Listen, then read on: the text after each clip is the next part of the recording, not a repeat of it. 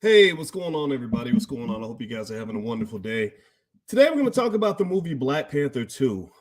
I really am heartbroken to have to give this honest assessment of what I saw from the trailer. This is not a diss on Ryan Coogler or any of the people that worked hard on this movie.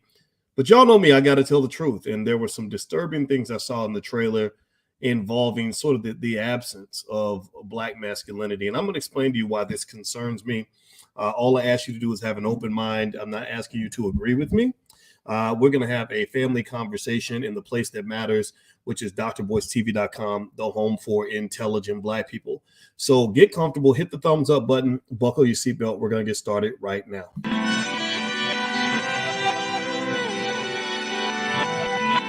Here we are, clan the isms, cataclysm great. Our people out here struggling, trying to make it in this state. Everybody out here doing it, but we the ones too late. Now family, we the ones who gotta delegate. Get that money in the power, never be fake. Stick to cosign for 3. What did he say? Create jobs, support our own. Educate the same and buy back your home. Got 3 degrees, triple 10. 3 PhDs, now we on the CNN. DBTV, let's talk about negligence. Ignorance is bliss, but we can turn it to intelligence. Believe none of what you hear, half of what you see. Let's break it down here on Dr. Boy's TV. Here we are. Hey, what's going on, everybody? Good morning. Welcome to drboystv.com, the home for intelligent Black people. Put in the name of your city. I love when you see tell me what city you come from in the chat. Anthony Ruffin and Flyest Bird and Karen Broadnax and Dr. Conrad Bingham. How you doing, brother?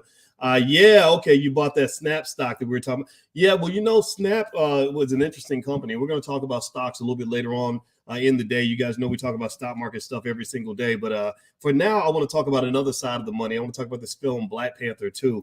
And as you tell me what cities you're coming from, Edna from Las Vegas. I see Salam out of L.A., Andre in Milwaukee, Ray in New England. Elijah Cox says, I'm glad to have a wife who understands my frustration. Yeah, a good wife. Let me tell you this. A good wife will keep you alive. A good wife will keep you away from the things that get you in trouble. A good wife can make your life better, but a bad wife is kind of the opposite. So don't pick a bad one. Take your time. That's probably the most important investment you'll ever make.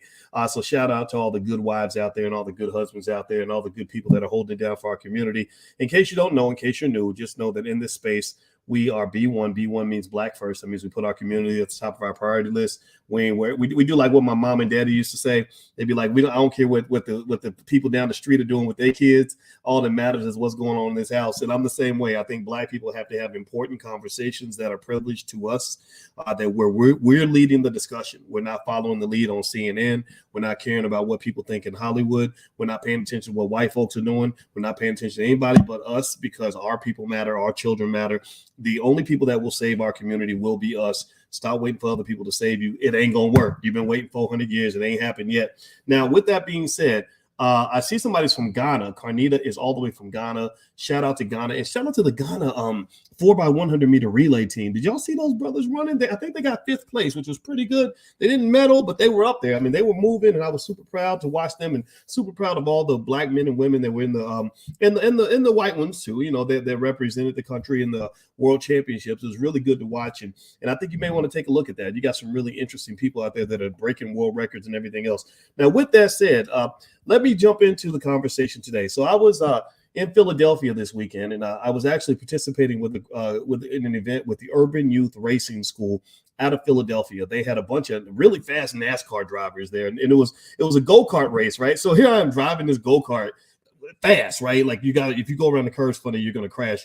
And we're driving with these NASCAR guys like Kyle Larson and some other guys. And so Michelle Martin and her husband Anthony have put this event together to introduce racing and STEM to Black kids. So they're doing really important work in the city of Philadelphia. And one of the things I like about the Martins is that they work together as a husband-wife team. I know their children. Their children are raised extremely well. They have 4 kids, 2 boys, 2 girls. They are solid. They are intelligent. They are going to be successful. And they understand the importance of the Black man. They understand the importance that you can't do it by yourself. They understand that you ain't got no superwoman who can grow a penis and testicles and become a father. They know that that's not possible. They also know that we men, we're not very good at creating vaginas or breast milk or giving birth. And I love that about them. That's one of the things I always loved and respected about the family and about what they do for the community. And so this sort of energy is what sort of hit my brain when I saw the trailer for Black Panther 2. So Black Panther 2, let me just start off by asking you all a question. I need to frame this discussion so you'll understand where I'm coming from. Because here's the thing. Whenever you start talking about something that's really popular amongst Black folks, it's really hard sometimes because every study shows that Black people are heavily, heavily influenced by entertainment. Nielsen, when they're talking to white companies on how to sell products to Black people, one of the things they mention in their studies is that Black people love celebrities and they love pretty much anything that's on TV. Like if you put it on TV, Black people are going to watch it. They will support your show. You can have their favorite celebrity endorse laundry detergent. They'll buy more laundry detergent. We are in love with our celebrities, and we are also in love with our rappers. That ain't healthy, y'all. It's not because they're all bad people, but it's because some of them promote stuff that's just not good for you. Some of them are almost like agents, like the agents of destruction. And I'm not saying that this is true in this film. I'm not putting Ryan Coogler in this category or any of the amazing actors in this film. Don't get me wrong. I'm not talking about them. What I'm saying is that it's very important that you understand that there's no such thing as just entertainment. See, anybody ever hear that from people like, oh, it's just entertainment. It's just TV. It's just a rap song. Let me tell you what, I was riding in an Uber with a brother. And when I was in Philly, when I was at the Urban Youth Racing School event, I was coming back to my hotel. This brother was playing like Lil Durk. If you know hip hop, you might know who Lil Durk is. And literally the chorus of the song was like, I'm gonna rob you, I'm gonna kill you, I'm gonna turn the thieves into killers and shoot them in the head. Like every chorus was like that. And I was like, if you're listening to this all day long and this is being repeated over and over in your head, something's gonna be wrong with you. Like that ain't just entertainment. That is brainwashing. That is repetitive, subconscious mind stuff that sinks so deep into your psyche that you don't even know what's there. And this is true. Go study this, y'all. I really need y'all to understand this. And in fact, there was a brother named Lee England Jr. that I met at the Urban Youth Racing School event, who's a great violinist. He's actually the only violinist signed by the Air Jordan brand. So he's super dope. He's super hyped. Look him up on Spotify. I love this brother. We talked for a long time, and we talked explicitly about the vibrations of music in particular and how that can affect your thinking in so many different ways. And my wife is an expert on the subconscious mind as well. So we talk about that a lot. So where am I going with this? Why am I taking you to this little detour for a minute before we jump into talking about Black Panther 2? It's because entertainment matters, man. Entertainment really matters. It shapes how you view the world. It shapes how you see yourself. So here's where I'm going to start this conversation. I'm going to start off with a question. Give me a yes or no. Everybody give me a yes or no to this question. Everybody answer this question. Nobody sit on the silent. Everybody please answer this question. Did you grow up in a household with a daddy? Was your daddy in the house with you every day for your entire 18 years of growing up, meeting you at the breakfast table every day, every morning for 18 straight years? Meaning like not for 5 years and then he left. I'm talking about 18 years straight. Well, your daddy lived in the same home with you. Okay, so I see Juanita. Let's see. Fatima says yes. Cheryl says yes. LA Rock says no. Proverbs says no. Terrence says no. Okay, so there's a lot of yeses, a lot of no's, a lot of blended stuff in here. And I bet you that if I was talking to any of you under the age of, say, 30, the no's are much, much higher than the yeses. The no's are much, much higher than the yeses. And I've discussed this a little bit on this platform, so I'm not going to break it all down for you. There's other videos where we talk about this. But what I really need you to do is to be able to contextualize the reality that was created for you and where it all comes from. So basically, the missing Black father, and my father was missing. My biological father was not there. I was lucky, though. I had a wonderful man. I'm not even going to disgrace him by calling him a stepfather because it wasn't nothing step about him, wasn't nothing substitute, wasn't nothing second rate about him. That was a true king who stepped in my life and raised me. I carry his name. His name was Larry Watkins. My name is Boyce Watkins. My father had the first name Boyce. My biological father did. My father that raised me, his last name was Watkins, and I carry his name proudly. And he stepped in and took the place of the man that was not there. And so I'm in that no category, I'd say, because my biological father wasn't there, but I did have a man who replaced him. Why is that important? Well, because one of the problems with the Black community is that around the 70s and 80s, they shifted the whole narrative on you. They created this narrative of the Black community being this fatherless, manless community that is completely run and controlled by the women.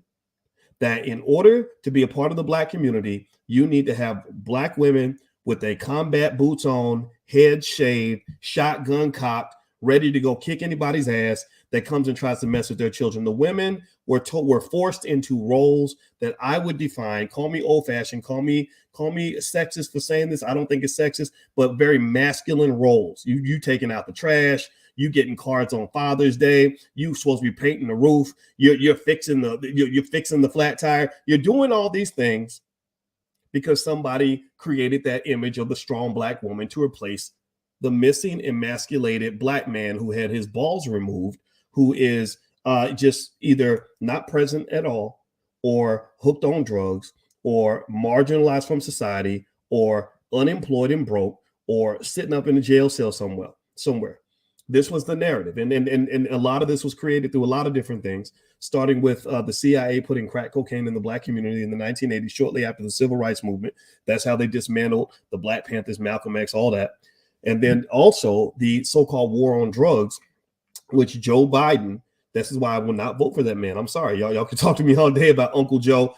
He ain't Uncle nothing. If I see him, we gonna have a problem, because I know people that are still in prison from drug convictions in the 1990s, and these men had families. These men had children. He passed that law. He's the one. Remember, Joe Biden, your president with the son who smoked up all the crack last week. Hunter Biden, his son, who smoked every ounce of crack in the neighborhood. He was running around saying, if you get caught with even this much crack, you will get a minimum of 5 years in prison. The judge does not have a choice. And then he said, and this is the economic piece as well, he said, and we will not just take all the money you made from the drug deal, we will take everything you owned. And I need y'all to understand, when you're looking around and you're like, where's the Black wealth? Why do Black people have any wealth? Where'd the money go? The money just disappeared. We need better jobs. No, the money's gone because they took it from you. That's what happened to your wealth. That's why Black people because of policies like that. So look, here's the deal. This is what occurs. So here's what's crazy. Pay attention now. I need y'all to see the game, understand the game. This is getting to the Black Panther. And I'm not blaming all this on Ryan Coogler. Ryan, if you see this video, brother, feel free to call me, man. I'm not trying to beat you up or nothing, but I got to be honest right now, because I know that Hollywood is, I see the fingers of Hollywood kind of in this, right? Because, white folks always got their fingers and stuff. Because remember, Black Panther is not a Black-owned movie. It's not a Black movie. It is a white-owned movie that has Black actors in it and a Black narrative. It is not a Black movie. That's important for you to understand. So anyway, moving on with this. So here's the narrative. Here's what's fascinating. Here's the rope-a-dope. Here's how white supremacy plays chess on you instead of checkers. It's almost like, imagine somebody who is a rat exterminator. And so what they do is they go get a whole bunch, and you say, well, I don't need a rat exterminator because we don't got no rats. So then they go and they grab a big cage full of rats, and they release the rats and the roaches inside your house. So suddenly you've got rats and roaches everywhere. You don't know where they came from. You don't know that the CIA put the crack in your community, right? You don't know that the exterminator put the rats in your house. You're just like, oh my God, we got all these roaches and rats, and it's driving me crazy, and it's dangerous and it's scary. I don't know what to do. I need to call somebody. So you turn and they give you their card, and so you call the number. You're like, we need help. Our house is just riddled with rats and roaches. So they say, okay, no problem. Pay us some money and we'll come clean them out for you. Right. And so then they come and they're cleaning out the rats and roaches for you. Right. And they're taking all your money in the process. And because every time they seem to clean out all the rats, there's still some more. There's still some roaches, or there's some side effects and things like that. And then after that, because they cleaned your house of the rats and roaches that they put in there, they say, you see, I'm your best friend. See, you're a pretty lady. You should go on a date with me because I cleaned all the rats and roaches out of your house. So ain't I a nice guy? Right. So this is what I think that they did to the Black community. Here's the analogy. I want to go full circle to make sure you understand what I'm saying. So Black people are progressing. 1950s, early 60s, we got families, we got businesses. We're doing what Black people do. We're overcoming. We're gaining economic power. Even Dr. King realized before he died that economics was the key to all of this. He said, we come to Washington to pick up our check. That's when they killed him. When you start talking about the money, that's when capitalism puts its foot on your neck. That's when they start getting real gangster and real racist, when you start talking about the money. Or if you look at one example is Starbucks. Starbucks was a super woke, super liberal company. You talk about environmentalism, they're on board. Talk about LGBT, they're on board. Talk about gender equality, they're on board. But when the employees said, well, we're going to form a union so we can get higher pay, they're like, oh, like, what? Wait, no, we can't do that. Suddenly they become union busters. Because here's the deal. The people that are in charge of this country, whoever they are, they're very happy to feed you any kind of symbolism that'll make you feel good. They're very happy to tickle your butt crack and give you all kinds of nonsense. Oh, whisper sweet nothing's in your ear as long as a politician will always tell you that black lives and black is beautiful. We love black people and all these other things, but they get real nervous when you start talking about the economics, because that is where the real power lies. So with the black community, what they did that was really, really crazy was they destroy the community with drugs. Then they create the war on drugs to try to fix it. Joe Biden and Bill Clinton, they try to pass these laws where they're going to incarcerate everybody connected with drugs. They weren't really killing the drug problem. They weren't going after kingpins. They were going after your sons and your nephew and your Uncle Willie that's still locked up to this day. And then they come to you and act like they really did you a favor. And then when you, 20 years later, pay attention now, I need y'all to follow the chain of events. This is a 30, 40-year process here. Please pay attention. Give me a yes if you follow what I'm saying. So 20 years later, here's what happens. Let me give you a real life example. My wife last week, my wife is a relationship therapist, and she loves to matchmake. She loves to see people falling in love. That's what she loves to do, especially black people. She hosts a speed dating event in Atlanta. And in her speed dating event, about 30 women show up, and there's like 3 men. Literally. 30 women and 3 men. And when she called me, she said, I can't believe, where are all the men? I said, I've been telling you that. There is a shortage of marriage eligible black men. Ladies, tell me if you've noticed any of this, especially you live in major cities. There is a shortage of straight men who are single, who want to commit, who are making enough money to feel comfortable being somebody's husband. Give me a yes or no if you've noticed this. Right? Because you find the guy, he looks like Mr. Perfect. You find out he's got a wife, or you find out that he likes to sleep with dudes, or you find out that there's some other stuff going on that you didn't know about, or maybe he just doesn't want to commit because he's got too many options. Right? Now, and people exploit this. There are people who get out here and they act like it just came out of thin air, or they talk about it like something's wrong with black women and y'all don't do this right and y'all don't do that right. And I just look at that and I'm thinking, don't you understand the ecological imbalance that was created when they passed these policies that was incarcerating every black man in this country? Do you know my biggest fear in the 1990s? I swear to God, my biggest fear as a black man was getting shot by another black man. I didn't worry about police. Police didn't really mess with me. As long as I cooperated, that was fine. But it was the other crazy Negroes that worried me. I knew dudes who got shot in the head in front of their kids, right? I knew these things, right? And the second fear I had was getting sent to prison over something minor, something that a white boy would never go to jail for, something that Hunter Biden could get away with 1,000 times. I knew that my margin of error was thin. So this links to how I felt. All these things were triggered. All these feelings were triggered when I saw that trailer for the Black Panther movie. And let me tell you why, because here's what goes on. When you conquer a people, you kill all the men, you take the women, and you enslave the children. The man who killed your men in your community is the same man who shows up as your Prince Charming. He's the same man that shows up with the money and the power and all these things you want. So next thing you know, you're watching that little black lady, what's her name, get married to Prince Harry, Meghan Markle and Prince Harry get married. And you're like, oh, that's so romantic. I wish black men would do these kinds of things. Gosh, I wish black men would. Right. So that is all designed in a certain way. They create the problem and make themselves into the solution. This is not anti-white. This is pro-black. So if you're white, don't get offended. Go research everything I said. You know that this is true. You know that racism has existed for hundreds of years. Stop acting like you don't see all of this. They talk about the so-called missing black man as if there's something wrong with black women or if there's something wrong with black men. And that is simply not true. But a lot of it you can trace back to the root.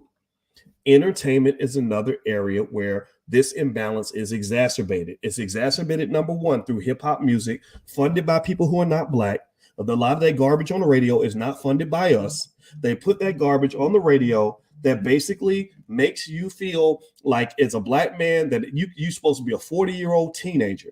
That if you ain't run around like Future with 18 babies, mamas, and all kinds of financial irresponsibility and disrespecting women at every turn and high and drunk as much as possible, that you ain't lit, you ain't cool, you ain't interesting. And even some of the women fall for it, and they want to be with men like that. They'll pass over a good man so they can go chase a guy who doesn't give a damn about family, doesn't give a damn about community, doesn't care about anybody but himself, and he's a piece of trash.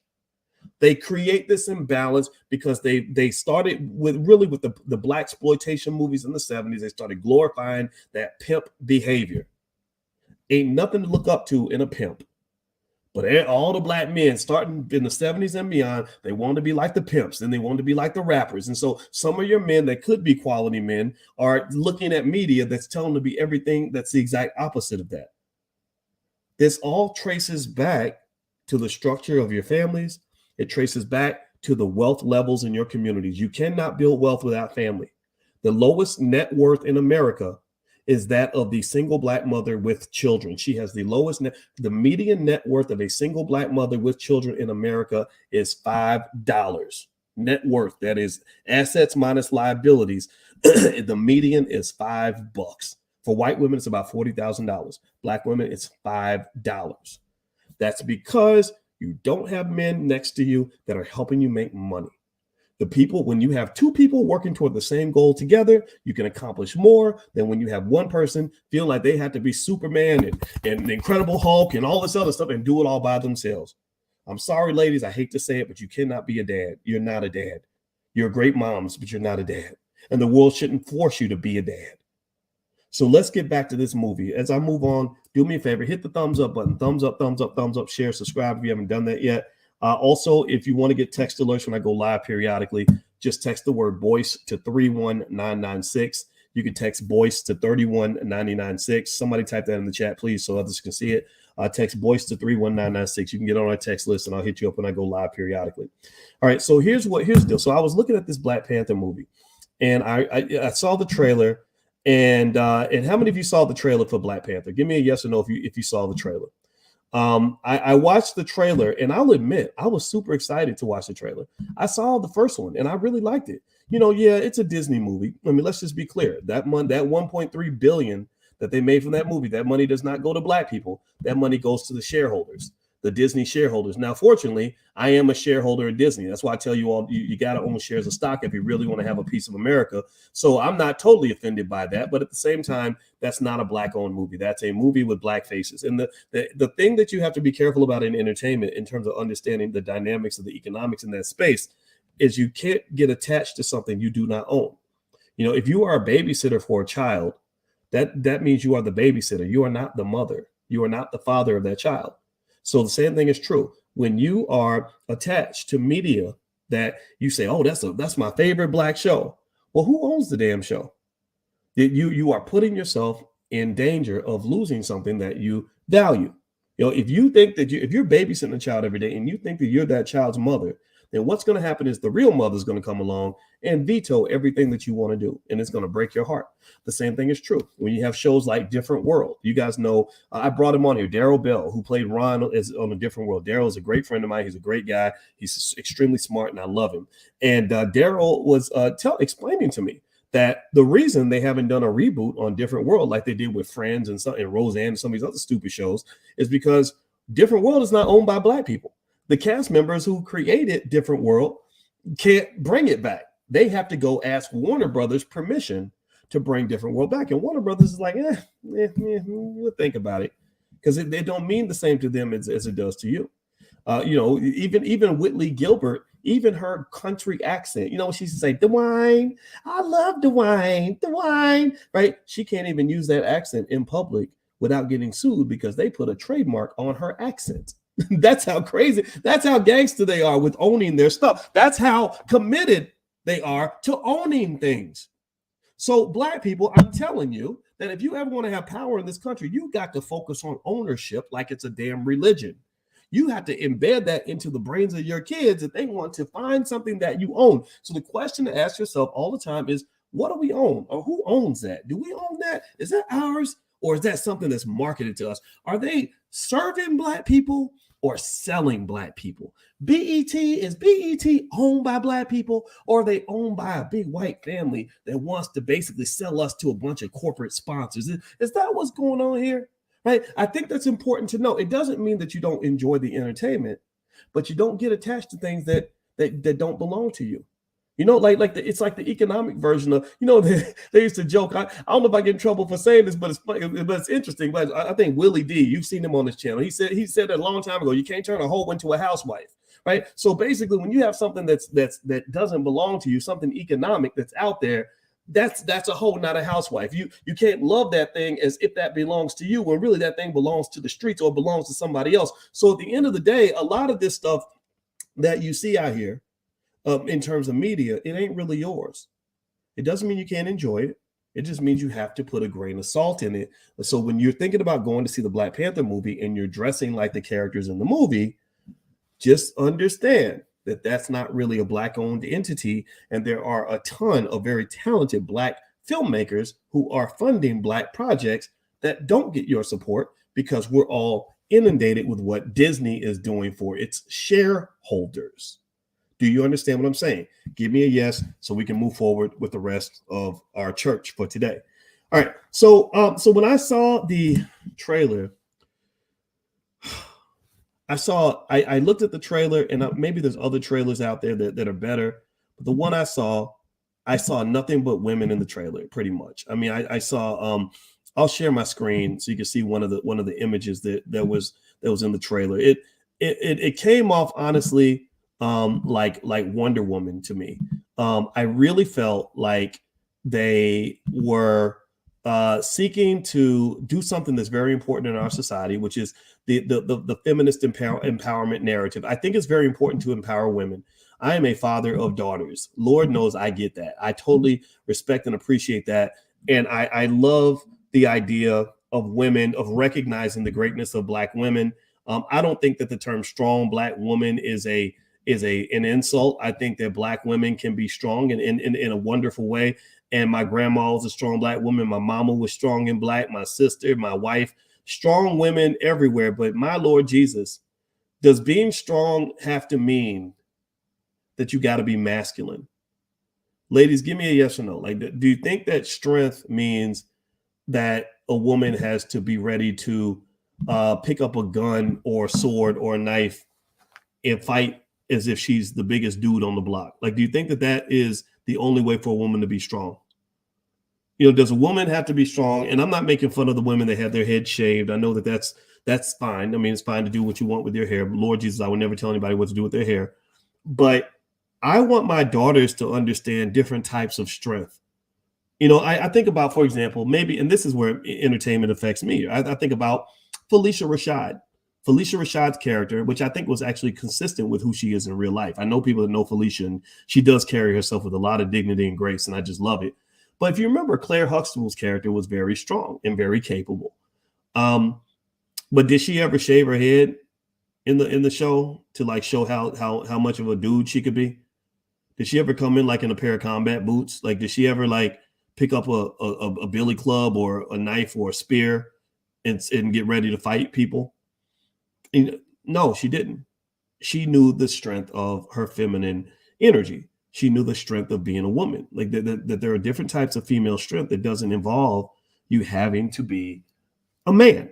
And so honestly, when I saw this Wonder Woman narrative, and I say Wonder Woman because if you remember, Wonder Woman was basically kind of a feminist fantasy film where effectively, really honestly, feminist LGBT fantasy film where they created this island where there were no men. All the women somehow, I guess they had sex with each other and gave birth to babies without men at all. and they were somehow able to reproduce without men. Like literally, that's the whole Wonder Woman narrative. She came from an island where there were only women, right? And I think that's weird. It's not natural. I don't know what made you want to annihilate and exterminate your men.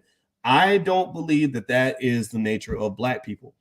I believe that Black women who love the community are able to understand that look, they don't want to carry the whole load like a guy. They don't want to go fight the wars. If somebody breaks in my house, my wife doesn't want to be the one to have to go downstairs with a baseball bat and find out who it is. She's going to hide under the bed or wait in the room and maybe back me up. Maybe she'll have her own little weapon, but I'm going to go out there first because we're okay with some element of gender roles. When it's time to cook dinner, she will cook the dinner. She will cook it well. If I was cooking the dinner, everybody would be dead because I cannot cook. So ultimately, what I see is when you watch these films, what's unfortunately presented by Hollywood, and what unfortunately appears to be present in this trailer, is they're feeding on this narrative that the Black community is held down solely and completely by the women, that you have a manless narrative in the community, that your men don't have any masculinity, that they can't show up and fight side by side with the women. They're going to either be in the back or they're just not going to be in existence. And I think you have to be really careful about pushing those narratives in a community where your number one objective right now is rebuilding your families. The number one thing you must do if you're trying to build wealth, I talk about wealth all the time. You guys know my doctorate's in finance. I could talk to you about economics all day long. But the biggest thing that you must do is understand that if you ain't building family, then you can't even build wealth. I can tell you everything you need to know about investing, about real estate, 401ks, tax strategies and all that. None of that will work if you can't have a healthy family and you're continuously allowing the perpetuation of the same generational curses that set you back so much psychologically that you can't even focus long enough to pick up a damn book. Do you understand? We've talked about the ACEs scale, ACEs, Adverse Childhood Experiences Scale. Adverse Childhood Experiences Scale. This measures the amount of trauma that you experience growing up. This means if you've been beaten, or if you've been molested, or if you had a parent abandon you, or if you had an alcoholic mother or father around, all these things pile up, and this trauma can cripple you so much that you lose your ability to make healthy decisions. You lose your ability to do anything. In fact, you die younger when your ACEs score is high. And let me tell you, families that are broken have a much higher rate of trauma. You have much higher rates of poverty, which is traumatic in itself. You have much higher rates of molestation because your mama started dating a new man that she fell in love with, but don't realize that man's a child molester. You got all kinds of crazy. You got situations where you have siblings that got murdered because your brother was trying to be the man of the house at 14 years old and went out in the street, started slanging dope and got killed or got a 50-year sentence in prison. Like this trauma is everywhere. Everywhere. In fact, all these things I just named, give me a yes in the chat if you've experienced any of those things I mentioned. Give me a yes in the chat if you've experienced either a homicide in your direct family, a molestation in your direct family or to yourself, or some sort of dealing with addiction from a relative that really hurt your feelings and upset you as a child. I spoke to my friend yesterday in Philadelphia, and he was talking about how his uncle was on crack, and his uncle was tweaking and paranoid and crazy and ran him out into the snow in the middle of wintertime in his bare feet with his pajama pants on because he thought that he had messed with his stereo and it traumatized him. So to this day, he's obsessed with security. He's obsessed with always carrying a gun. He's obsessed with always knowing where his wife is at. He's obsessed with always prepping for disaster because he went through that type of shit every single day. Don't you understand how that affects you? And don't you understand where that comes from? Don't you understand? I mean, if he'd had a healthy uncle or a healthy father to protect him, that keeps him away from that trauma, which ultimately shaped his whole reality. So your number one objective, Black people, before you even start really talking about trying to build wealth and become millionaires and all that, is you got to understand, you got to fix yourselves and also fix your families. Because so this fatherless narrative that has been perpetuated, created through mass incarceration policies, through the CIA planting all those drugs in the Black community, and all these other things, that has manifested itself where a generation later, you have this drastic shortage in marriage eligible Black men.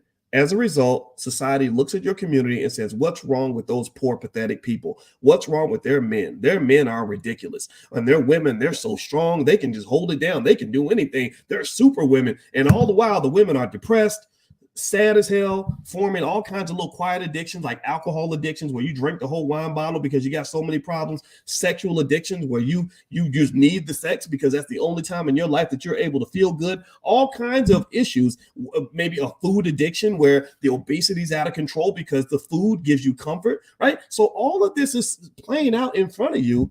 Some of you may be going through it right now, and I just want you to be aware that all this was a result of the circumstances that were created around you. And now there are people on the outside who are taking advantage of that narrative. They're taking advantage of the fact that you don't have any men around, so you decided to claim this, this masculine role as like, well, we hold it down. We got this. Me and the black women. We the strongest. We the baddest niggas in the block. We can take anybody.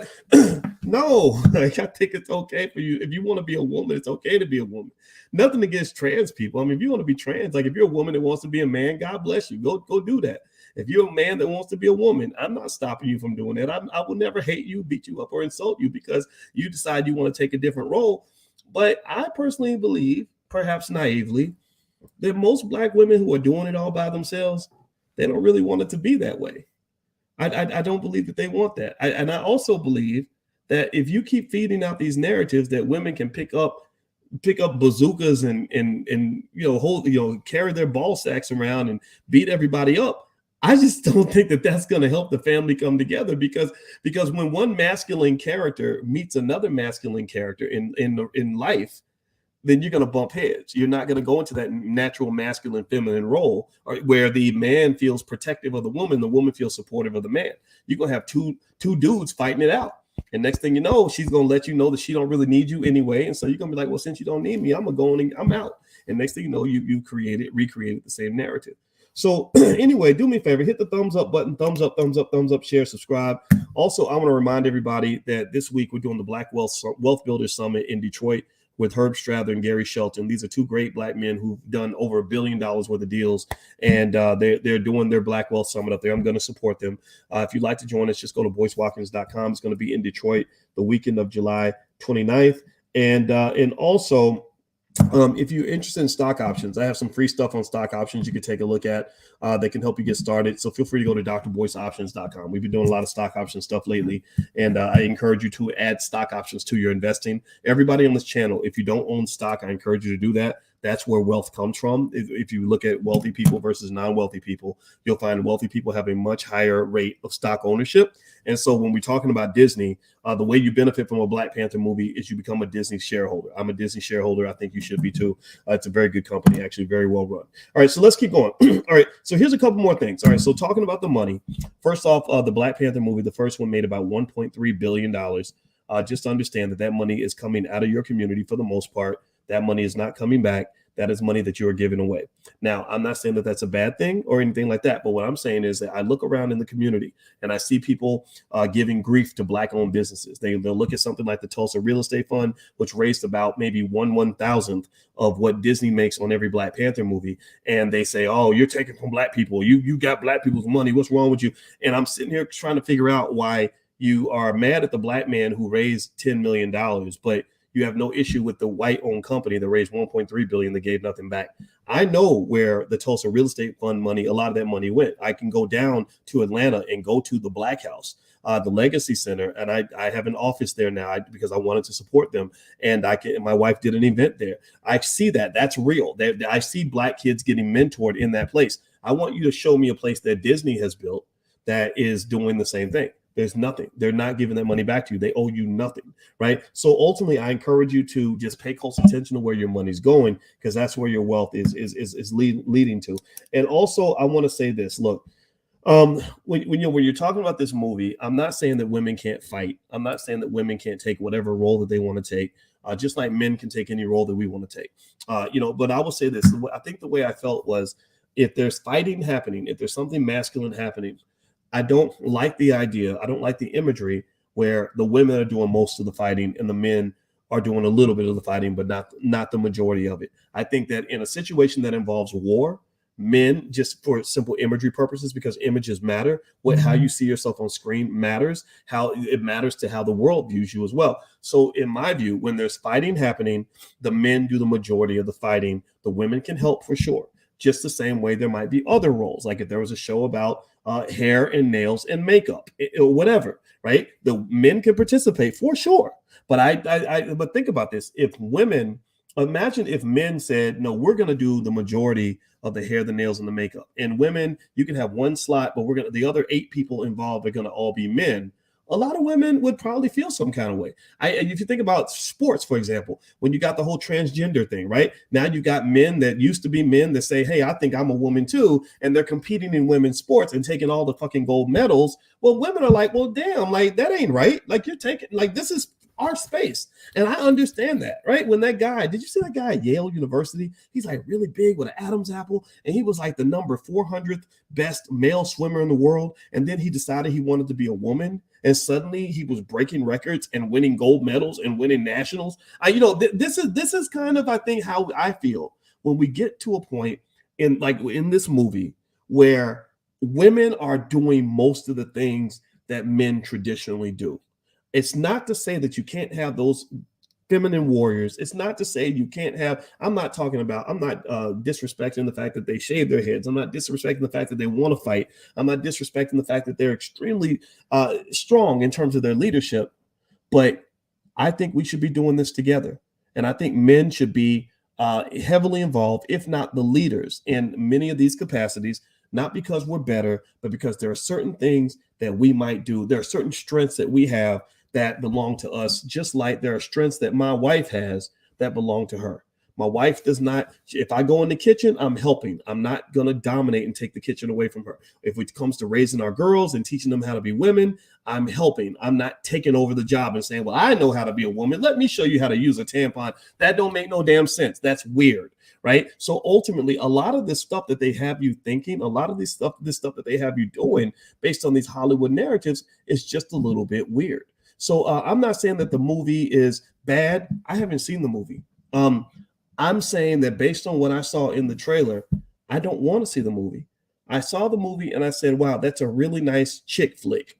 That could be a good girls empowerment movie for the Girl Scouts or something. Or if you're training little girls on how to go out and fight, or if you're preparing them to be single moms who have to fight the whole world and do it all by themselves, then that's great. But as far as what I saw nothing in this movie that inspired me in terms of what image I have for our community.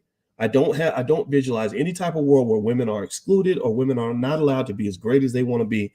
But I definitely command that there be a world where Black men and Black women understand that we need each other.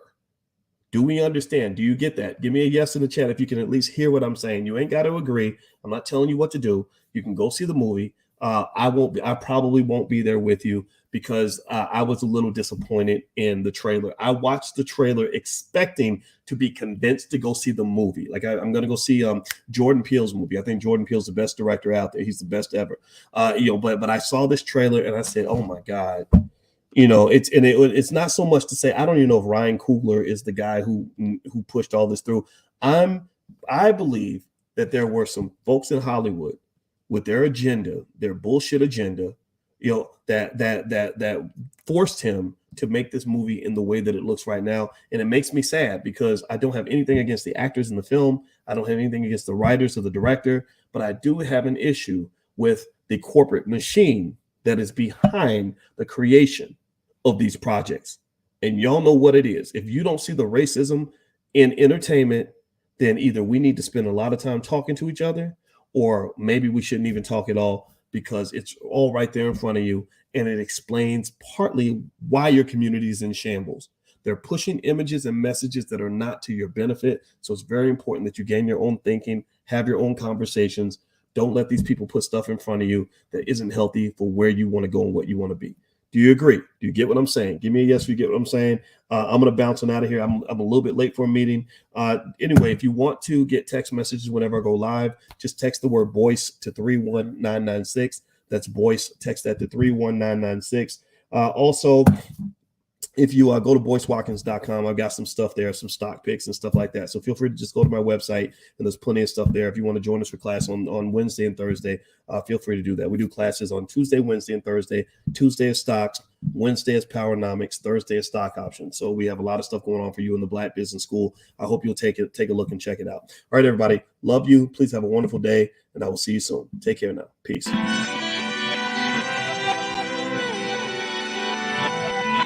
Here we are, clan the isms, cataclysm great.